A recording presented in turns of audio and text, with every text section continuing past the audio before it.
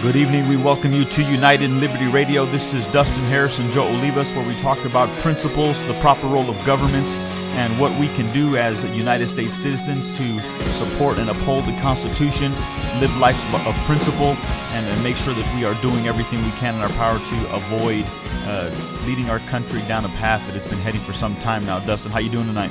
You know what? Joe, I'm a little bit livid tonight. I got the text message. Yeah, I'm a little bit ticked off. And we're going to get into that.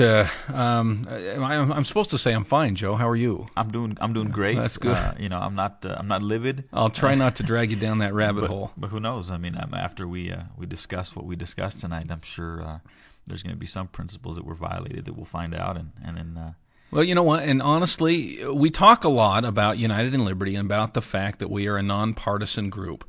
And along with that is if somebody violates principle, I don't care what side of the aisle they're on, I don't care what side of principle they're normally on, if they're going to violate principle and it's going to be news, we're going to talk about it. And tonight we're going to talk about an organization which I love, which I cherish, which if you look behind me on the wall, I have a certificate right behind where I'm talking from in this super secret studio is my lifetime membership of the NRA. I am a lifetime member of the NRA, and tonight I'm starting to question that just a titch.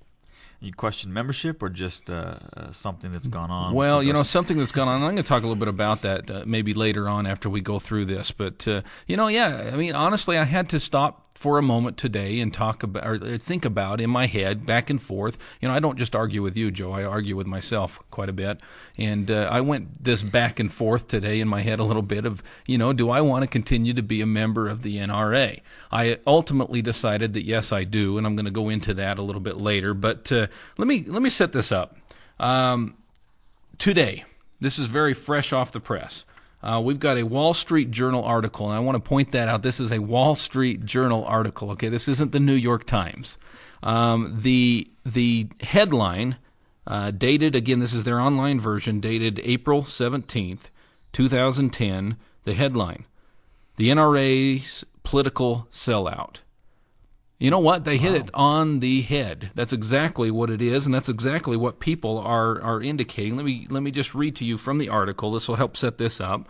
The National Rifle Association slipped into a Beltway backroom. And Joe, we talk a lot about backroom deals that went on with the healthcare mess and with other things that are going on in the United States of America. Always when you talk about backroom deals, it's not a good thing, and in this sense, it was not either.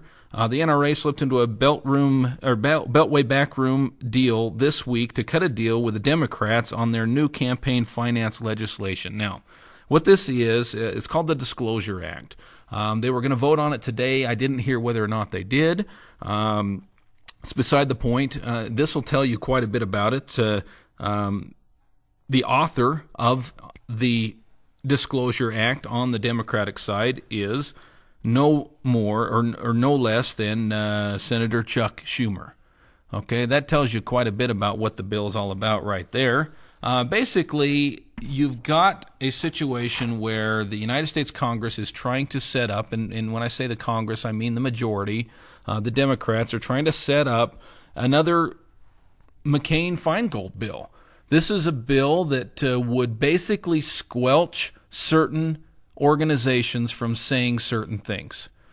The problem here, fundamentally the problem is that they're saying what things can be said or can't be said for any organization, but then you even parse it further and they pickpocket the individuals out of the population of the United States. In other words, they hand choose this organization or that organization, and they say, okay, well, you can say this or you can't say this, but this organization over here, we're going to exempt that organization, and they can do what they want. The bill technically requires, this is again from the article, the bill technically requires both corporations and unions to report donors of more than $600 a year. And while government contracts are restricted, the bill contains no such bars for unions and receive federal money or who have collective bargaining agreements with the government. In other words, the AFL-CIO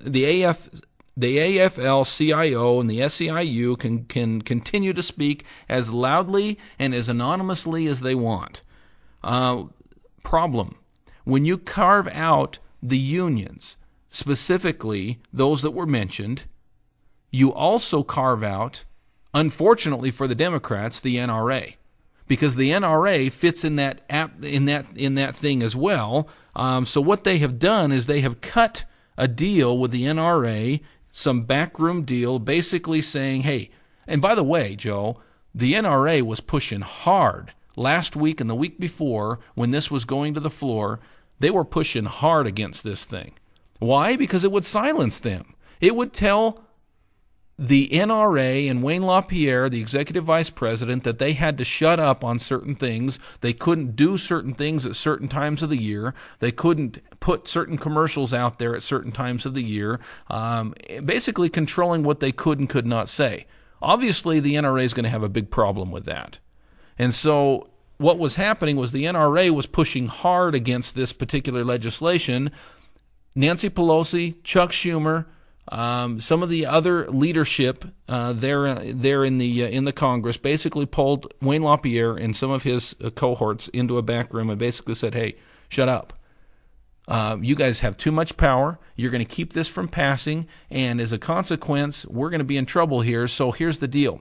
We will basically cut for you the same kind of a deal that was cut in the Nebraska deal during the health care bill, in the Louisiana Purchase with Mary Landrieu, and we're basically going to carve out for you certain restrictions, or in other words, we'll say, okay, we're going to restrict all the other organizations out there, but we're not going to restrict the NRA if you'll shut up.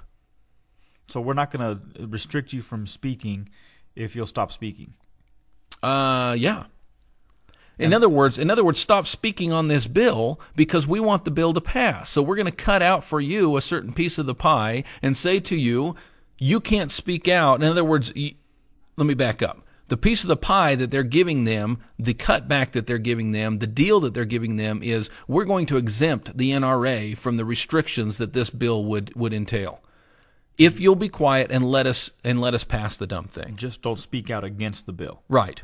Right. I mean, and this is really the first time that I'm hearing it. But as you're describing what was going on, and you're describing, or providing the information that you are, I mean, all I'm hearing is, what about individuals' freedom of speech? What about an individual being able to say what they want to say, when they want to say it, and how they want to say it?